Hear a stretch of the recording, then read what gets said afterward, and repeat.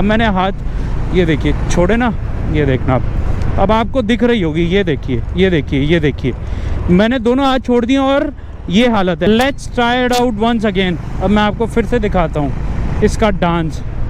ये देखो, मैंने दोनों हाथ छोड़ दिए हैं अभी, और रोड भी बिल्कुल क्लियर है, कोई ऐसा वो गड्ढे वड्ढे नहीं है रोड में।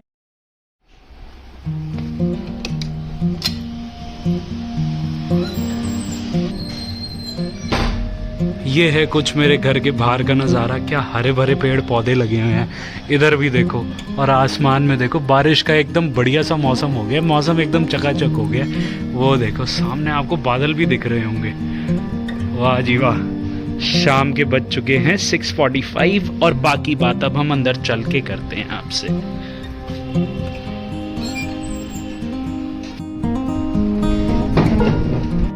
वाहेगुरु जी का खालसा, वाहेगुरु जी की फतेह, हर हर महादेव। दोस्तों, a very warm welcome to my YouTube channel poet on wheels.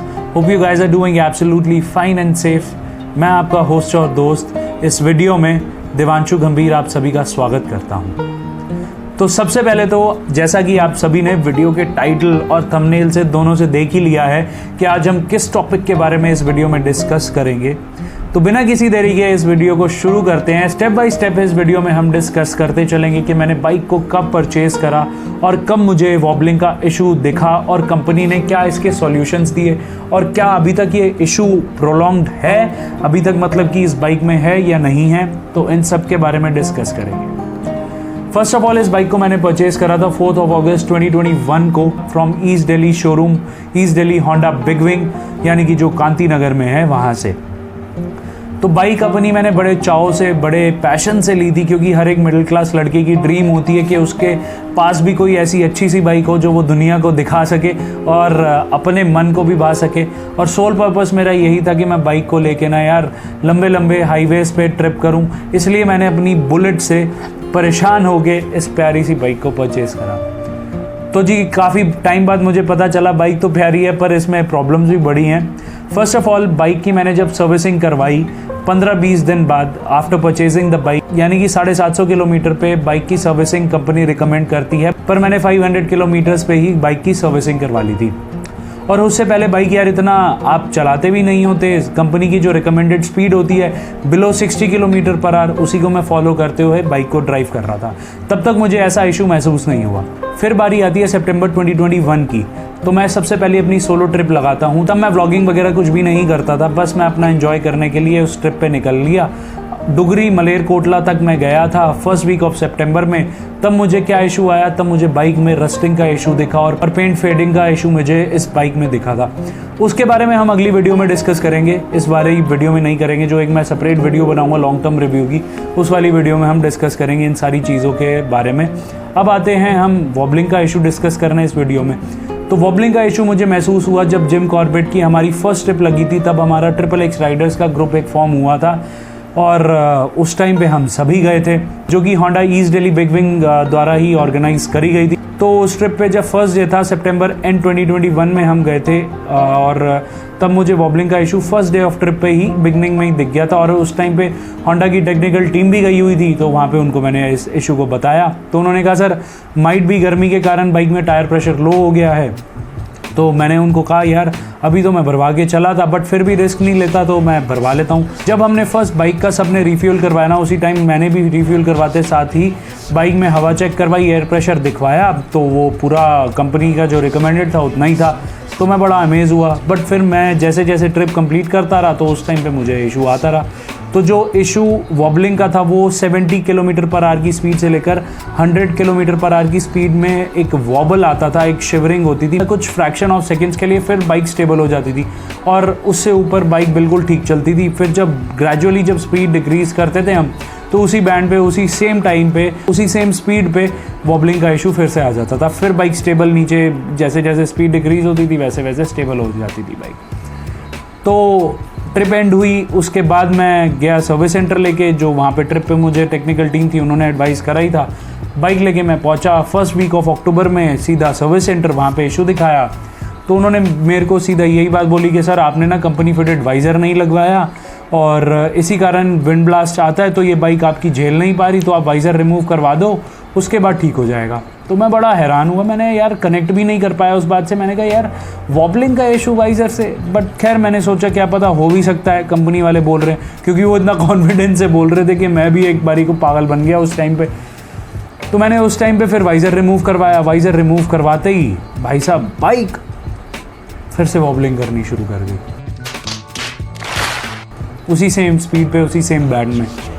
तो फिर मैंने उसके इमीडिएटली बाद कॉल करा, मैंने ऐसे ऐसे बताया, क्योंकि वाइज़र मैंने खुद ही रिमूव करा था, और इमीडिएटली बाद मैंने टेस्ट राइड ली और उसके बाद फिर उनको बताया सर्विस सेंटर वालों को। उन्होंने कहा सर आप एक बार आ जाइए हमारे पास जब भी आपके पास टाइम लगे तो। और उसी टाइम मैं फर्स्ट वीक ऑफ अक्टूबर में सीधा वीकेंड पे पहुंच गया, उनको दिखाया तो उन्होंने हैंडल एडजस्ट करके मेरे को दे दिया। ये थ्रू आउट प्रोटोकॉल ना फॉलो अप होती गई till the last week of November. Last week of November में मैंने जाना था, प्लान करा था कि मैं अमृतसर वाली ट्रिप करूँगा, जो कि वो फिर से मेरी सेकंड सोलो ट्रिप होने वाली थी। और इस बार ही मैं मलेरकोटला और वाया जलंधर और वाया अमृतसर होते हुए पहुंचना था।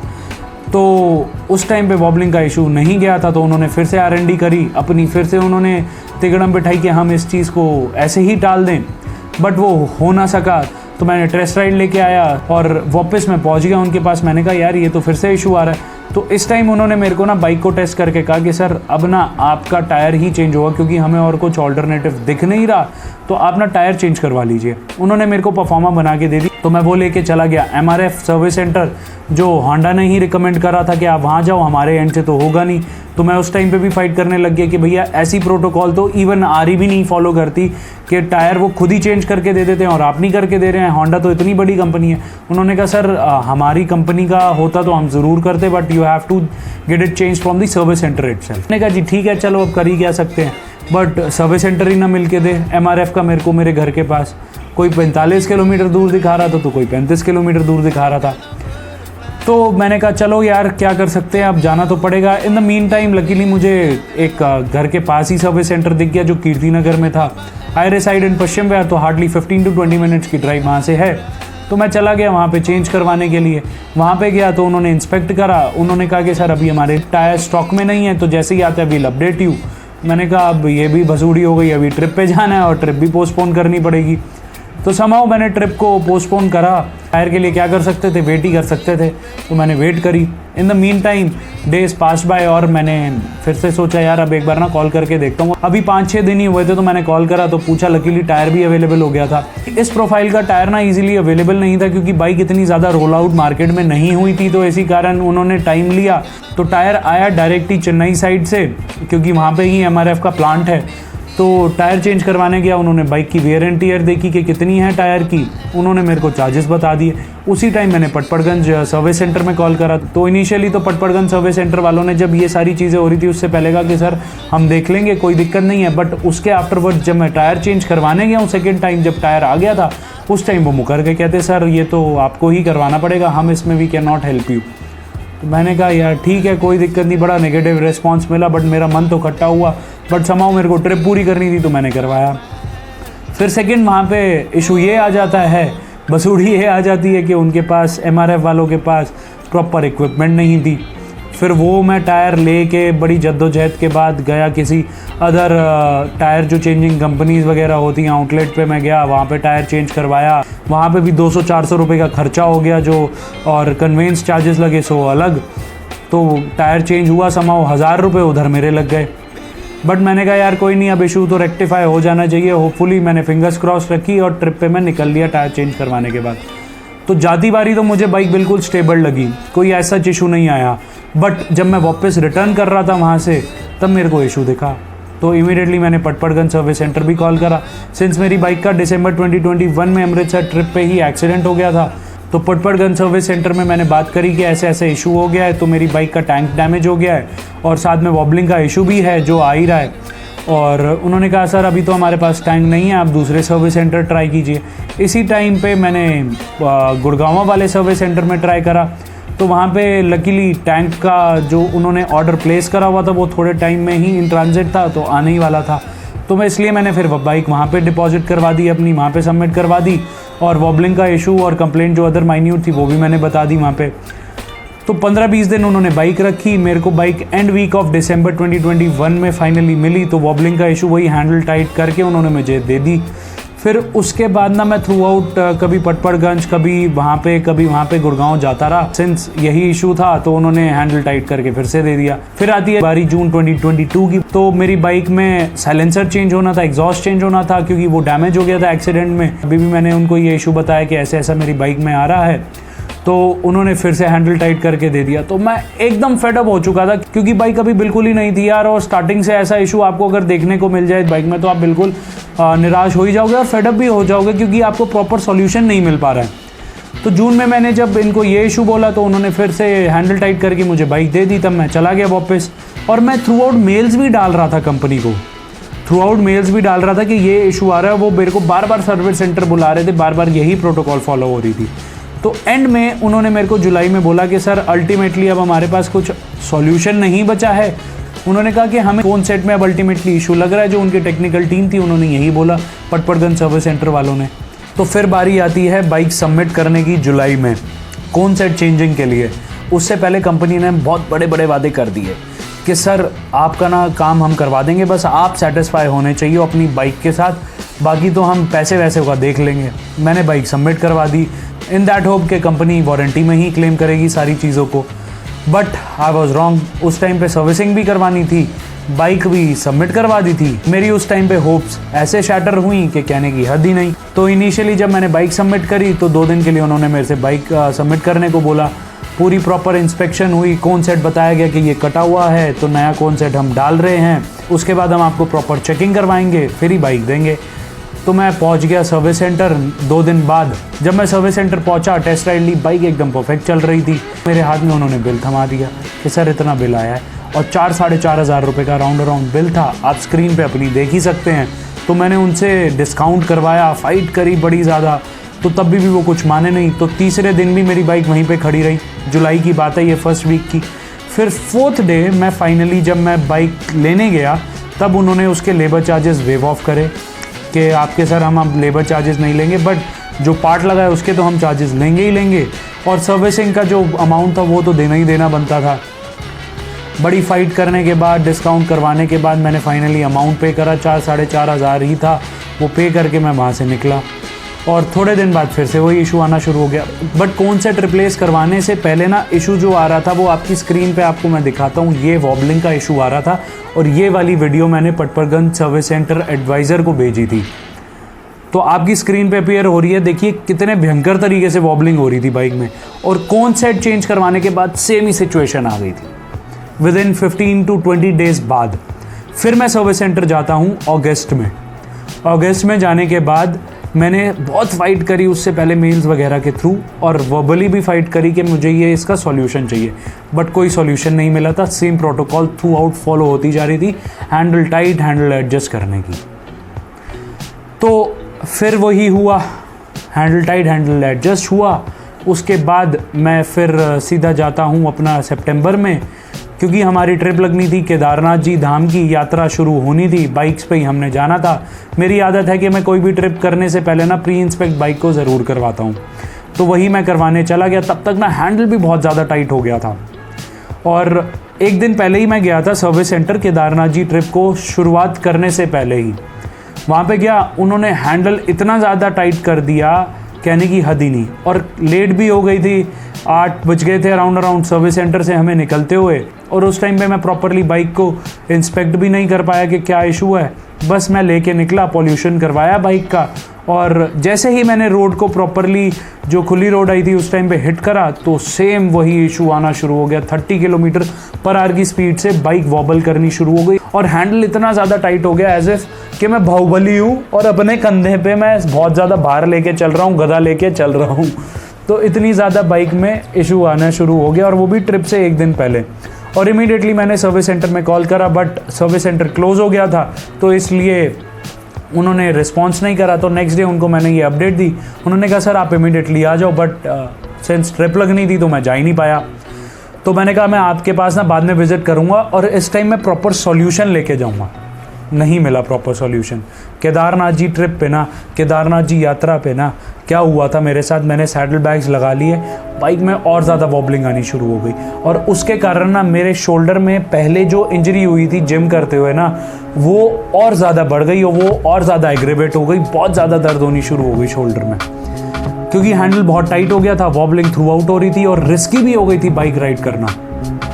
तो चलो जैसे तैसे भगवान भोलेनाथ जी की कृपा से ये यात्रा सफल हुई। मैं दिल्ली आया, दिल्ली आने के बाद मैंने सेम इशू को एड्रेस करा, उन्होंने मुझे वापस बुलाया, बट इस टाइम पे मैं रिजिड हो गया कि मैंने कहा कि मुझे ना आपसे नहीं करवाना, क्योंकि मुझे उस टाइम पे पता लगा था ईस्ट दिल्ली में भी एक सर्विस सेंटर खुल गया। तो मैं ना अक्टूबर में सर्विस सेंटर विजिट करता हूँ, अक्टूबर आई गेस एंड में ही विजिट कर पाता हूँ उस टाइम पे मैं। तो जब मैं अपना पूरा प्रॉपर अपना चेन सेट चेंज करवाने गया, उस टाइम पे मैंने बाइक का ये इशू भी दिखाया, तो उन्होंने मेरे को कहा कि सर हम ना इस बाइक को रखेंगे, ये ओखला सर्विस सेंटर वालों ने मुझे वादा किया था और वहाँ पे उन्होंने कहा कि हम आपको प्रॉपर सॉल्यूशन देंगे। And before submitting the bike in December to Okhla service centre, उससे पहले एक राउंड मैं पटपड़गंज सर्विस सेंटर भी गया था।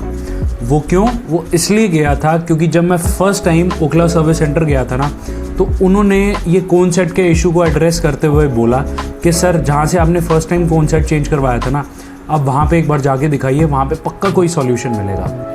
तो उस टाइम पे मैं गया था Patparganj service centre from Okhla, तो वहाँ पे मैंने अपनी बाइक को एक बार इंस्पेक्शन के लिए दिया। उन्होंने कहा सर हम फिर से 2 दिन के लिए रखेंगे, but I disagreed with their opinion completely और मैंने बाइक वहाँ नहीं दी। मैंने कहा आज ही आप टेस्ट करके दो क्या करना है और आज ही सॉल्यूशन चाहिए। तो उन्होंने टू माई अमेज क्या करना शुरू कर दिया, जो भी मेरी बाइक में एसेसरीज लगी हुई थी, बी ए कंपनी का जो OEM फिटेड वाइज़र था, साथ में handle bar risers, even back rest and along with that bike की जो टूरिंग सीट थी, वो सब उन्होंने निकाल के कम्प्लीटली बाइक को शोरूम कंडीशन में लेके आए वो। और उसके बाद उन्होंने इवन दोनों टायर्स चेंज भी करे, फ्रंट और रियर दोनों tyres, in the sense along with the alloy wheels किसी और बाइक का उन्होंने सारे पार्ट्स चेंज करके मेरी बाइक में लगाए। और इवन उन्होंने मेरा फ़ोन स्टैंड, फ़ोन होल्डर भी निकाल दिया था बाइक से। उसके बाद भी वो नई चीज़ का सॉल्यूशन प्रॉपर मिल पाया। और जो ये कार्रवाई सर्विस सेंटर वालों ने करी थी ना, ये कहा कि हमारी प्रोटोकॉल नहीं है, ये कंपनी होंडा द्वारा ही प्रोटोकॉल्स है जिनको हम फॉलो कर रहे हैं। तो ये चीज़ें भी मेरे साथ हो चुकी हैं जनाब।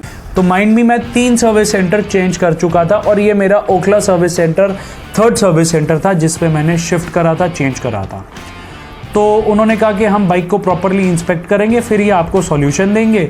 उसके बाद उन्होंने मेरे को बाइक सबमिट करने के लिए एक बार बुला लिया, वो आई थिंक सो नवंबर की बात है। उस टाइम पे बाइक उन्होंने सबमिट करी तो कहा कि सर आपका कोन सेट ना प्रॉपरली डैमेज्ड हो चुका है, पूरा उसमें रस्टिंग वगैरह आ गई है, आपकी स्क्रीन पे पिक्चर भी अपीयर हो रही है, आप वो भी देखिए। तो उन्होंने कहा कि फिर से सर कौन सेट चेंज होगा। फिर वही फाइट शुरू हो गई कि भैया कौन सेट कौन वारंटी में चेंज करेगा, और अभी तो 3 महीने ही हुए हैं कौन सेट चेंज करवाए हुए पहला, और अभी तो बाइक को जस्ट 1 साल पूरा ही हुआ है, पहला कौन सेट चेंज हो गया है और अब दूसरा भी चेंज होने को आ गया है। तो भाई साहब मेरा तो पारा हाई हो गया उस टाइम पे, literally I am telling you. मैंने सर्विस सेंटर में बात करी और मैं हड़क गया उन पे, और एकदम से मेरे को गुस्सा आया। तो मैंने उनसे बात करी कि ये क्या इशू है और ये क्या मैटर है। मैं बड़ा कामली वैसे तो मैटर को हैंडल कर रहा था थ्रू आउट 1 साल तक, बट इस टाइम मेरे को खुंदक आ गई। बट उनके जो सीनियर एडवाइज़र थे उनसे फिर से मैंने बात करी, मैंने कहा कि ये क्या इशू है, ये कैसे होगा रिजॉल्व, इसको मेरे को बताइए। तो उन्होंने सेम वही चीज़ दोहराई जो उन्होंने प्रीवियसली जब फर्स्ट कौन सेट चेंज होने पे दोहराई थी।